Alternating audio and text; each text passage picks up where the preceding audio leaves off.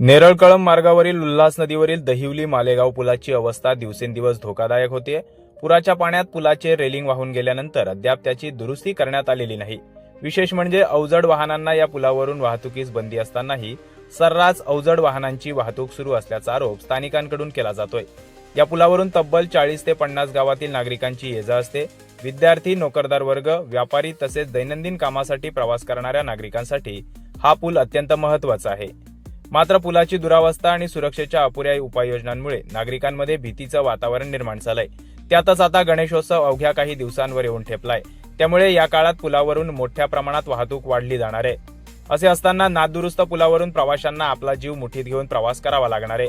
दरम्यान नवीन पुलाच्या कामाची चर्चा गेल्या 3 वर्षापासून सुरू आहे। मात्र नवीन पुलाचे काम अद्यापपर्यंत पूर्ण झालेले नसल्याने नागरिकांना जुन्याच धोकादायक पुलावरून प्रवास करावा लागतोय।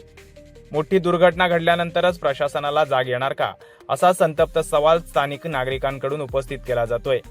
मोठी दुर्घटना होण्यापूर्वी प्रशासनाने या पुलाच्या सुरक्षेकडे गांभीर्याने लक्ष देणे गरजेचे असल्याचं बोललं जात आहे। पुलावरील रेलिंगची तातडीने दुरुस्ती करावी, अवजड वाहनांवरील बंदीची काटेकोर अंमलबजावणी करावी आणि नवीन पुलाचे रखडलेले काम तातडीने पूर्ण करावे, अशी मागणी आता जोर धरू लागली आहे।